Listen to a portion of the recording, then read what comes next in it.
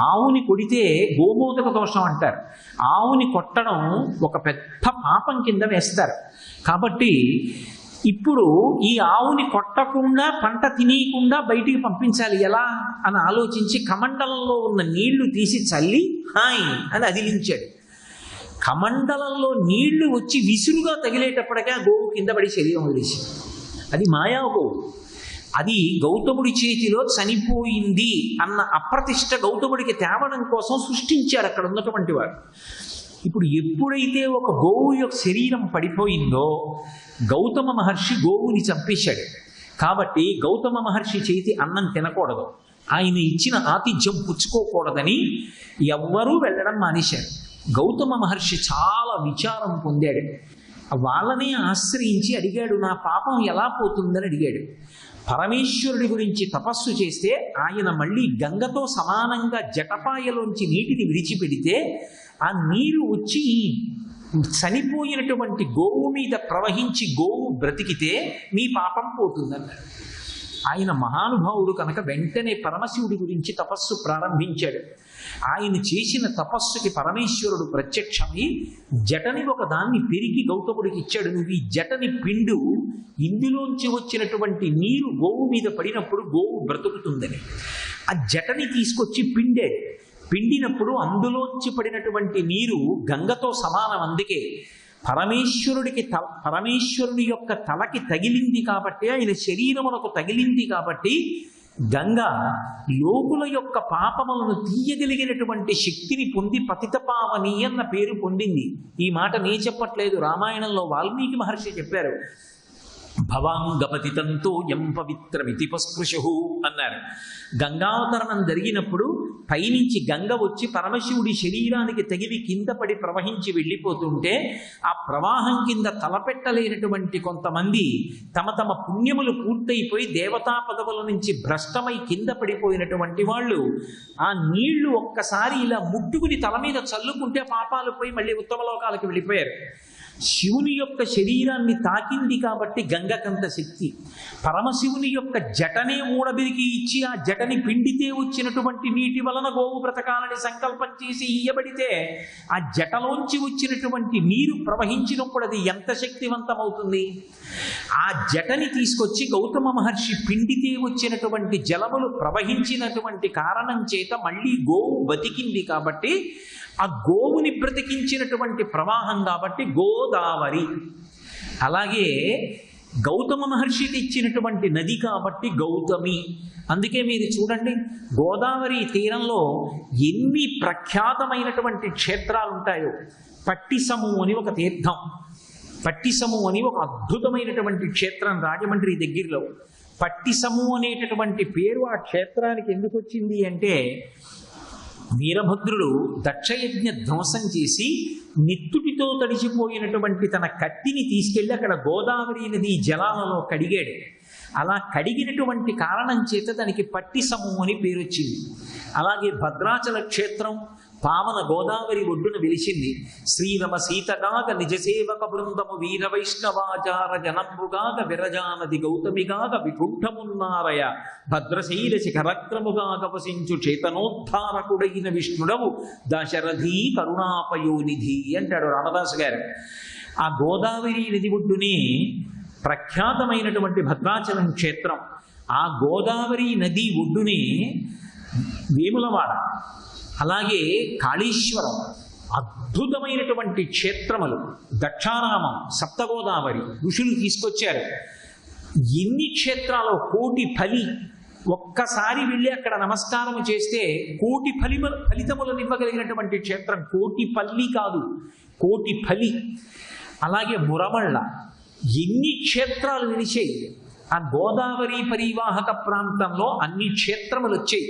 దానికి కారణం గౌతమ మహర్షి ఒక ఆవుని బ్రతికించడానికి తీసుకొచ్చినటువంటి నది. ఆ నది నీళ్లు తాగి కదూ ఇవాళ మనందరం బతుకుతున్నాం, ఇన్ని పంటలు పండుతున్నాయి. అటువంటి నది ఏ కారణం చేత వచ్చింది అంటే ఒక గోవు కారణంగా వచ్చింది. ఒక్కొక్క గోవు కారణజన్మురాలై మహాత్ములైనటువంటి వారిని సేవిస్తూ ఉంటుంది. ఒక్కొక్క గోవు చరిత్ర వింటే మీరు ఆశ్చర్యపోతారు. అందుకే కొన్ని కొన్ని నదులు అంత విశేషంగా వచ్చే. గోమతి అని ఒక నది, ఆ గోమతి తీరంలోనే అద్భుతాలు జరిగాయి. మనందరం నైమిషారణ్యం వెళ్ళినప్పుడు మీరు చూశారు, అక్కడే ధర్మరాజు గారు శివలింగ ప్రతిష్ఠ చేస్తే గోమతి నదిలో ఉంది ఆ లింగం, పైకి కనపడదు, కానీ ప్రవాహం ఇలా వెళ్ళిపోతూ ఉంటుంది. మీరు పట్టుకెళ్ళి ఒక మారేడు దళం వేశారనుకోండి, అది ఇలా ప్రవహించి వెళ్ళిపోదు, పైకి తేలదు, నిలువుగా లోపలికి వెళ్ళిపోతుంది శివలింగం దగ్గరికి. పాలు పోశారనుకోండి, గుండ్రంగా తిరిగి లోపలికి వెళ్ళిపోతాయి శివలింగం దగ్గరికి. మీరు 2 జామకాయలు వేశారనుకోండి, ఏమీ అనకపోతే లోపలికి వెళ్ళిపోతాయి నిలువుగా, పైకి రావు. మీరు 2 జామకాయలు వేసి స్వామి ప్రసాదం ఇవ్వండి అని గట్టిగా అడిగారనుకోండి, 2 జామకాయలు లోపలికి వెళ్ళిపోయి 1 నిమిషం తర్వాత 1 జామకాయే వస్తుంది. మీరు 4 జామకాయలు ఇస్తే 2 జామకాయలే వస్తాయి. 1 2 కాదు. మనం నైమిషారణ్యం వెళ్ళినప్పుడు దాదాపుగా ఒక 400 మందిని అలా స్వామికి సమర్పించి రుద్రావర్తము అని పిలుస్తారు దాన్ని. గోమతి నదిలో వెలిసినటువంటి అద్భుతమైనటువంటి శైవక్షేత్రం, ధర్మరాజ ప్రతిష్ఠ. మళ్ళీ ప్రసాదం ఇస్తూ ఉంటాడు. అలాగే గోవు కారణజన్మురాలై పరమాద్భుతాన్ని సృష్టించింది భగవాన్ రమణ మహర్షి ఆశ్రమంలో.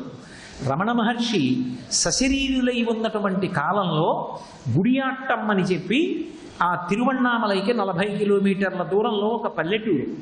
ఆ పల్లెటూరు నుంచి ఒక వ్యక్తి ఒక శుక్రవారం నాడు ఒక గోవుని తీసుకొచ్చి భగవాన్ రమణులకు ఇచ్చాడు. ఈ గోవుని పెట్టి మీరు చక్కగా ప్రతిరోజు పోషణ చేసి ఈ గోవు నుంచి వచ్చేటటువంటి పాలు మొదలైనవి ఉపయోగించండి. ఆయన అన్నారు, ఈ గోవు ఇవి నాకెందుకు, నాకొద్దు, తీసుకెళ్ళిపోమన్నాడు. కారణం ఏమి అంటే ఆ రోజుల్లో చిరతపులులు చాలా విశేషంగా తిరుగుతూ ఉండేవి.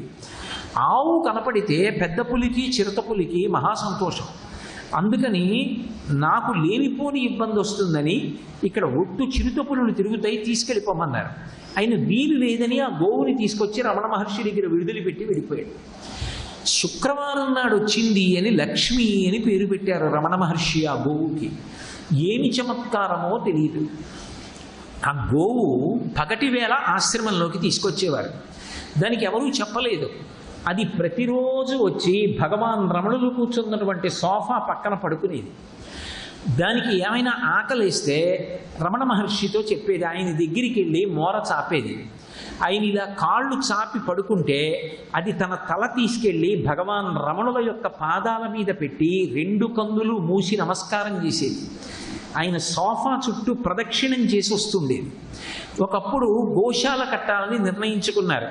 ఆ తామర తంపరగా గోవుకి పుట్టినటువంటి సంతానం ఇదంతా లక్ష్మి సంతానం అంటూ ఉండేవారు మహర్షి. విపరీతంగా పెరిగిపోయింది దాని సంతానం. అంత సంతానం పెరిగిపోతే గోశాల నిర్మాణం చేద్దామని శంకుస్థాపన చేస్తున్నారు. శంకుస్థాపన చేస్తున్నప్పుడు ఒక్కసారి ముందు లక్ష్మి చేత తొక్కిద్దామని దాన్ని తీసుకెళ్ళడానికి ప్రయత్నించారు. అది ఆ పలుపు లాగేసుకుని పరిగెత్తుకుంటూ వచ్చి రమణ మహర్షికి ప్రదక్షిణం చేసి పెద్దగా అంబారామం చేస్తూ నించుంది. ఏమమ్మా లక్ష్మి, ఏమంటున్నావు? అలాగా వస్తున్నానన్నారు మహర్షి. దానికి ఇల్లు కొడుతున్నారట, శంకుస్థాపన చేస్తున్నారట. నన్ను తీసుకెడుతున్నారు, మీరు రారే అని అడుగుతోంది. పదమ్మా వస్తాను అని వెంట బయలుదేరారు. గోశాలంతా పూర్తయిపోయింది. గృహప్రవేశం చేయిస్తున్నారు, లక్ష్మిని తీసుకెడుతున్నారు. అది మళ్ళీ పలుపు జాడించేసుకుని మళ్ళీ భగవానుల దగ్గరికి పరిగెత్తుకొచ్చింది. వచ్చి ఆయన కాళ్ళ మీద తలపెట్టి నమస్కారం చేసి అంబారావం చేసింది. ఆయన అది అరుస్తుంటే వినేవారు. అలాగా అలాగా వస్తానమ్మా అని ఇల్లు కట్టారట. లక్ష్మికి పూర్తయిందిట. గృహప్రవేశం చేయిస్తున్నారట. లక్ష్మిని రమ్మన్నారట. మీరు రాకుండా నేనెక్కడికెడతా, నన్ను రమ్మంటోంది పద అన్నారు. నిశ్శబ్దంగా భగవానులు నడుస్తుంటే ఆయన వెనక వెళ్ళి గృహప్రవేశం చేసి ఆఖరణ ప్రాణం పోయేటప్పుడు కూడా ఆ గోవు మోరలు చాపుకొని భగవానుల కోసం అలా ఎదురు చూసింది. ఎందరో ముఖ్యులు ఆ రోజున ఆయన్ని చూడ్డానికి వచ్చారు. అయినా కూడా లక్ష్మి బాధపడుతోందని తెలిసి భగవానులు గోశాలలోకి వెళ్ళి చూశారు. ఆయన్ని చూడగానే తల ఎత్తి కన్నుల వెంట నీరు కారుస్తూ ప్రేమతో చూసింది. ఆయన దగ్గరికి వెళ్ళి కూర్చోగానే ఆయన ఒళ్ళో తల అలా వాల్చేసి తల పెట్టుకుని కన్ను పైకెత్తి చూస్తూ ఉండిపోయింది. ఉండిపోతే ఆయన దాని గంగడోలు నిమురుతూ, అమ్మ బాధగా ఉందా, ప్రాణోత్క్రమణం అవుతోందా, ఇబ్బంది పడుతున్నావా, ఏం బాధ లేదమ్మా, అణిగిపోతుందిలే అని తన వేళ్లతో ఆ కొమ్ములు రెండిటి మధ్యలోనూ గట్టిగా నొక్కి పెట్టి, ఇక అణగిపోతుందిలేండి, సుఖంగా వెళ్ళిపోతుంది అని యోగభ్రష్ట ప్రత్యేక కారణానికి ఇక్కడికి వచ్చింది ఈ ఆశ్రమానికి అని లోపలికి వెళ్ళారు. వెళ్ళి ఆయన అడిగారు, అణిగిపోయిందా అని అడిగారు. అణిగిపోయిందా అనేవారు భగవాన్. అణిగిపోయిందా అంటే లోపల ఉన్నటువంటి జీవుడు అణిగిపోయాడా అని, వెళ్ళిపోయిందా అని దాని అర్థం. అణిగిపోయిందండి అన్నారు. వచ్చి చూశారు. చమత్కారం ఏమిటంటే అప్పటి వరకు ఒకలా పడుకున్నటువంటి లక్ష్మి ప్రాణోత్క్రమణం అయ్యేటప్పుడు తల తిప్పి కుడిచివి పైన పెట్టి ఇలా నిలబెట్టి శరీరం విడిచిపెట్టేసి. చూశారా, అదృశ్య రూపాలలో మోక్షం ఇవ్వడానికి లక్ష్మికి ఉపదేశం జరిగింది అని నాకు జన్మనిచ్చినటువంటి తల్లి అలగమ్మ గారు వెళ్ళిపోయినప్పుడు ఎంత సశాస్త్రీయంగా సమాధి చేశామో లక్ష్మిని కూడా అలాగే సమాధి చేయండి అన్నారు. భగవానుల నోటి వెంట ఆ మాట వచ్చిందంతే. ఎక్కడ నుంచి వచ్చాయో తెలియదు సంబారాలు. అమ్మగారిని సమాధి చేసినప్పుడు ఎలా వచ్చాయో అలా వచ్చాయి. చూశారా లక్ష్మి గొప్పతనం, ఎన్ని పదార్థాలు వచ్చాయో అని. ఒక తురీయాశ్రమంలో ఉన్నటువంటి వ్యక్తి శరీరాన్ని విడిచిపెడితే భూమిలో ఎలా మంత్రాలతో ఖననం చేస్తారో అలా లక్ష్మిని సమాధి చేశారు.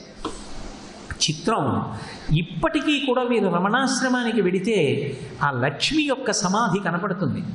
మిగిలిన వాటికి ఏడాదికి ఒక్కసారే పూజ ఆ సమాధుల దగ్గర. ఒక్క లక్ష్మి సమాధి దగ్గర మాత్రం ప్రతి శుక్రవారం పూజ జరుగుతుంది.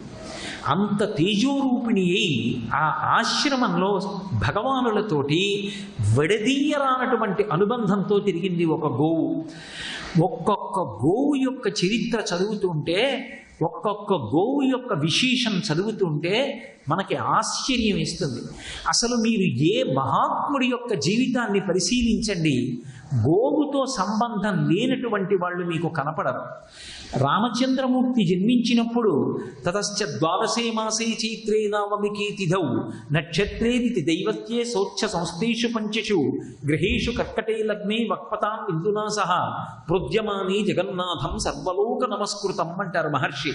12 నెలలు కౌసల్యాగర్భవాసం చేసి మహానుభావుడైనటువంటి రామచంద్ర ప్రభువు కర్కాటక లగ్నంలో చైత్రమాసంలో శుక్లపక్షంలో నవమి తిథి నాడు మధ్యాహ్నం వేళ 5 గ్రహములు ఉచ్చస్థితిలో ఉన్నటువంటి సమయంలో సూర్యుడు, గురుడు, శుక్రుడు, శని, ఆ తర్వాత కుజుడు, ఈ 5 గ్రహాలు ఉచ్చలో ఉండగా ఆయన జన్మించాడు. భూమి మీద ఒక సామాన్యమైనటువంటి మనుష్యుడు జన్మించినట్టుగా జన్మించాడు.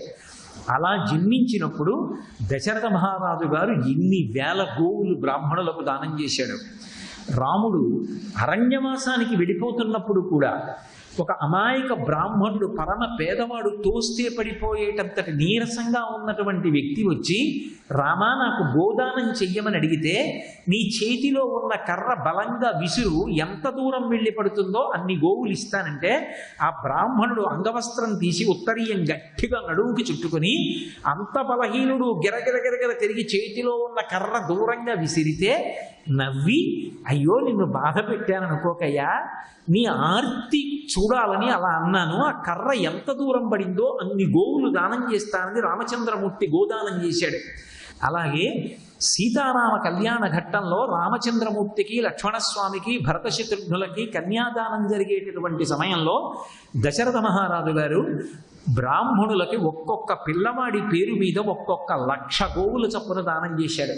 4 లక్షల గోవులు దానం చేశాడు. అది కూడా ఎలా? ప్రతి గోవు యొక్క శృంగములకు బంగారు తొడుగులు అమర్చి, బంగారు కొమ్ములు అమర్చి పాలు పితకడానికి కంచు పాత్రని ఏర్పాటు చేసి పెద్ద పెద్ద పొదుగులు కలిగినటువంటి గోవుల్ని ఒక్కొక్క పిల్లవాడి పేరు మీద 1,00,000 గోవుల చొప్పున రామలక్ష్మణ భరత శత్రుఘ్నులు నలుగురి యొక్క వివాహ కాలమునందు 4,00,000 గోవులను దానం చేశాడు. అలాగే అర్ధరాత్రి వేళ కృష్ణ పరమాత్మ ఆవిర్భవించారు. దేవకీ వసుదేవులు ఇద్దరూ కూడా కారాగారవాసంలో ఉన్నారు. జలధర దేహు నాజాను చతుర్బాహు సరసీరు హక్షు విశాలవక్షు జారు గదా శంఖచక్ర పద్మ విలాసు కంఠ కౌస్తుభమణి కంపిభాను కమనీయ కటిసూత్ర కంకణ కేయూర శ్రీవత్సలంచలంచిత విహారు మరుకుండల ప్రభాయుత కుంతలలలాటు వైఢూర్య మడిగణ వరకిరీటు బాలు పూర్ణిందురు చిజాలు భక్త లోకపాలు సుగుణాల వాలు కృపావిశాలు చూచి తిలకించి పులకించి చోద్యమంది ఉబ్బి చెలరేగి వసుదేవుడు ఉత్సహించే అంటారు పోతన గారు. ఏదో ఒక ప్రాకృతమైనటువంటి శిశువు రూపంలో కాకుండా నీరు పట్టినటువంటి నల్లటి మబ్బు ఎటువంటి వర్ణంలో ఉంటుందో అటువంటి రంగుతో పచ్చని పీతాంబరం కట్టుకుని 4 బాహువులలో శంఖచక్ర గదాపద్మములను ధరించినటువంటి వాడై వక్షస్థలం మీద ఆ శ్రీవత్సము అనబడేటటువంటి పుట్టుమచ్చ మెరుస్తుంటే కౌస్తుభమణిని మెడలో దాల్చినటువంటి వాడై వైజయంతిమాల వేసుకుని బంగారు మొలత్రాటితోటి బంగారు హారములతోటి దర్శనమిచ్చాడు వసుదేవుడికి. ఇంతటి మహానుభావుడు శ్రీమన్నారాయణుడు నా కడుపున కొడుకుగా పుట్టాడు. సాధారణంగా కొడుకు పుడితే పితృరుణం వదిలిపోతుంది. పితృరుణం నుంచి యజమాని విముక్తుడవుతాడు. అందుకే సచీల స్నానం చేస్తారు. కొడుకు పుట్టాడు అంటే పితృదేవతలకి ఉన్నటువంటి రుణం తీరుతుంది. ఆ రుణం తీరిపోయింది అని చెప్పడం కోసమని ఏ బట్టలు కట్టుకుని ఉండగా తనకి కొడుకు పుట్టాడనేటటువంటి శుభవార్త విన్నాడో ఆ బట్టలతోటే నీటి ప్రవాహం ఎక్కడుంటుందో అక్కడ కొంచెం ఎత్తైన ప్రదేశం చూసుకొని అందులోంచి నీటిలోకి దూకుతారు. అంటే లోపల రాళ్ళు ఉన్నాయా లేవా అన్న విషయాన్ని జాగ్రత్తగా చూసుకోవాలి. ఆ పైనుంచి దూకినప్పుడు ఆ నీళ్లు దబ్బన్న శబ్దంతో పైకి లేస్తాయి. పితృదేవతలు ఆ నీటిని చూస్తారట. నేను వీడిని కన్నట్టే వీడు కూడా వంశంలో ఒక కొడుకుని కన్నాడు, వంశం పరంపరాగతంగా నడుస్తోంది, నిన్ను పితృరుణం నుంచి విముక్తుణ్ణి చేశామంటారు. లోకంలో తండ్రి యొక్క రుణం 2 కారణముల చేత విడుదల చేసుకోవచ్చు. తండ్రి రుణం తీర్చుకోవడానికి 2 పద్ధతులు ఉన్నాయి. ఒకటి, కొడుకుని కన్న కారణం చేత పితృరుణం నుంచి విముక్తుడవుతాడు. 2, ఆ కొడుకుని కన్నప్పటికీ కూడా తండ్రి యందు ఎప్పుడూ ఆ గౌరవభావం ఉండవలసిందే. పితృరుణం నుంచి పరిపూర్ణంగా విముక్తుడవ్వాలి అంటే సౌత్రామణి అని ఒక యాగం. ఆ యాగం చేసినటువంటి వాడు తండ్రి యొక్క రుణం నుంచి వినిర్ముక్తుడైపోతాడు. అమ్మ రుణం నుంచి విముక్తుడవడానికి శాస్త్రంలో మార్గం లేదు. అందుకే కొన్ని అద్భుతమైనటువంటి పీఠాలు ఉంటాయి. శంకర భగవత్పాదాచార్య స్వామి వారి యొక్క సంకల్పం మేరకు వచ్చినటువంటి పీఠాలు శృంగేరి పీఠం, కామకోటి పీఠం. ఇటువంటి పీఠాలలో బ్రహ్మచారిగా ఉండగానే కారణజన్ములైనటువంటి వారు గృహస్థాశ్రమంలోకి ప్రవేశించకుండానే సన్యసిస్తూ ఉంటారు. అలా సన్యసించి వారు పీఠాధిపత్యాన్ని వహిస్తూ ఉంటారు. అలా పీఠాధిపతి అయినటువంటి వ్యక్తి దగ్గరికి తండ్రి గారు వరుస క్రమంలో వెడుతున్నాడు అనుకోండి, జన్మనిచ్చినటువంటి పూర్వాశ్రమంలో తండ్రి అంటే సన్యాసాశ్రమానికి పూర్వం ఆ పిల్లవాడికి జన్మనిచ్చినటువంటి తండ్రి ఎవరున్నాడో ఆయన వరుస క్రమంలో పీఠాధిపతి ముందు నుంచి వెడుతున్నప్పుడు ఆయన కూడా పీఠాధిపతికి నమస్కారం చెయ్యాలి. అదే తల్లిగారు వరుస క్రమంలో వచ్చిందనుకోండి, తల్లి నమస్కారం పుచ్చుకోకూడదు. పీఠాధిపతి అయినా సరే ఆయన వెంటనే పరమ ఆదరభావంతో లేచి నిలబడి నమస్కరించాలి అమ్మకి. అమ్మ అన్న మాట ఎక్కడ ఉన్నా సరే ఇక రుణము తీరదు అని గుర్తు. అమ్మ అంత గొప్పది. అందుకే గోవుకి మాతృస్థానం ఇచ్చారు. గోమాత అంటే ఏ కారణము చేత కూడా నీవు ఆ గోవుని తల్లిగానే చూడవలసి ఉంటుంది తప్ప వేరొక భావన గోవు యందు పనికిరాదు. శరీరము పశు శరీరంగా కనపడినప్పటికీ గోవుని పశువుగా భావించి ప్రవర్తించడాన్ని శాస్త్రం అంగీకరించదు. అందుకే అమ్మని కొట్టడం అంటే అసలు అటువంటి మాటలు ఉచ్చరించడం నాకు యథార్థానికి ఇష్టం ఉండదు. కానీ కొన్నిసార్లు అలా ఉచ్చరించక తప్పనిసరి పరిస్థితి ఏర్పడుతూ ఉంటుంది. అది ఖచ్చితంగా ఆవిష్కరించడం కోసం అమ్మ పట్ల అటువంటి అనుచితమైనటువంటి ప్రవర్తన, ఇంకంతకన్నా నేను ఇతర మాటలు వాడను. అనుచితమైనటువంటి ప్రవర్తన ఎంత దోషభూయిష్టమో గోవు పట్ల అలా ప్రవర్తించడం కూడా అంతే దోషభూయిష్టం. అందుకే గోమాత, గోవుని మాతృస్వరూపంగా కీర్తించారు. అలా పరిపూర్ణావతారంగా, పరిపూర్ణావతారము అన్న మాటకు అర్థం ఏమిటంటే అన్ని అవతారములలో ఉన్నటువంటి తేజస్సుని కూడా తనలోకి తీసేసుకోగలిగినటువంటి గొప్ప వైభవం ఉన్నటువంటి అవతారం అయితే దాన్ని పరిపూర్ణావతారం అంటారు. అటువంటి పరిపూర్ణావతారంగా వచ్చినటువంటి కృష్ణ పరమాత్మ పుట్టినప్పుడు, అవతార స్వీకారం చేసినప్పుడు పొంగిపోయినటువంటి వసుదేవుడు గోదానం చెయ్యడానికి అవకాశం పొందలేదు. ఎందుకని అంటే బంధనాల్లో ఉన్నాడు. కొడుకు పుట్టాడు అనగానే అంతటి వసుదేవుడు కూడా శ్రీమన్నారాయణుడే కొడుకుగా పుట్టిన, అయ్యో నేను బంధనంలో ఉన్నాను, బయటికి వెళ్ళి గోదానం చేయలేనని స్నానము చేయక రామిని ఆనంద రసాబ్ది మగ్నుండై ధేనువులను 10,000 మానసికముగా విప్రులకును ధారపోసి మరి ఇచ్చుటకున్నారు పోతన గారు. ఇటువంటి కొడుకు పుట్టాడని, కొడుకు పుడితే గోదానం చెయ్యాలి, 10,000 గోవుల్ని మానసికంగా బ్రాహ్మణులకు దానం చేశాట. నేను ఈ బంధనంలోంచి బయటికి వచ్చిన తరువాత నిజంగా దానం చేసి మొక్కు తీర్చుకుంటాను. ప్రస్తుతంలో నేను స్నానం చెయ్యకపోయినా రసోవై సహా అసలు ఆనందము ఘనమైతే అదే కృష్ణస్వరూపం. అందుకే కృష్ అంటే నిరతిశయ ఆనందం.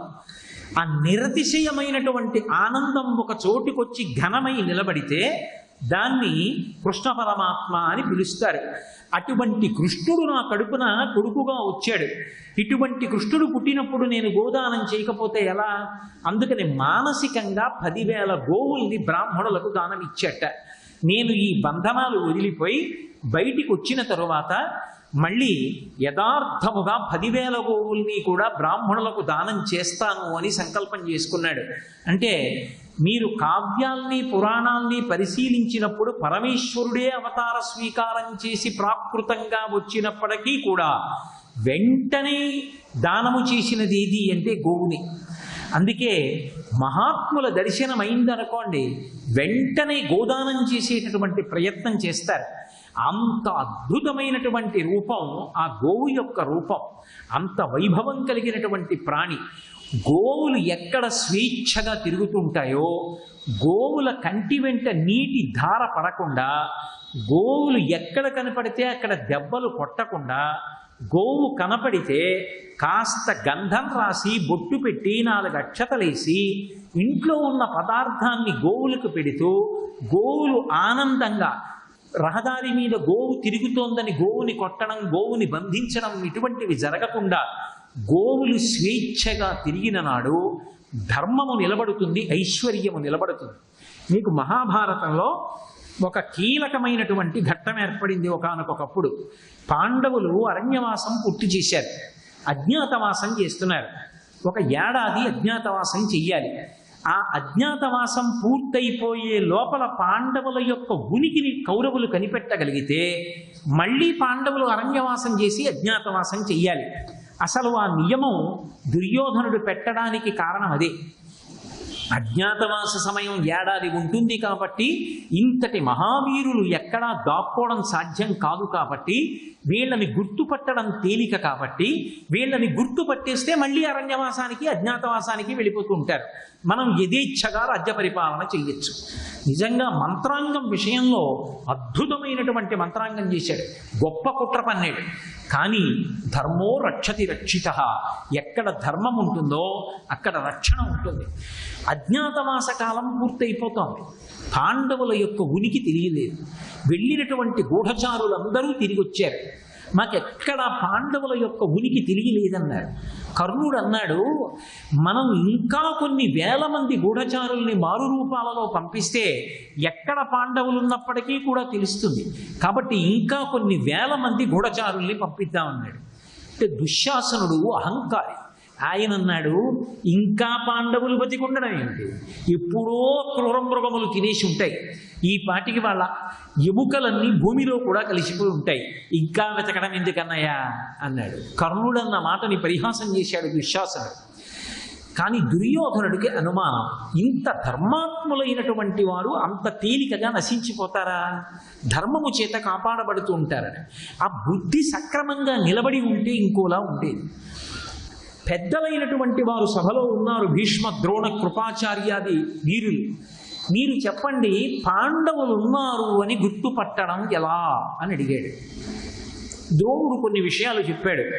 తాత మహానుభావుడు, గాంగేయుడు, ఆయన పేరు చెప్తే చాలు నాకు ఒళ్ళు పులకరింతలు వస్తాయి, అంతటి మహానుభావుడు.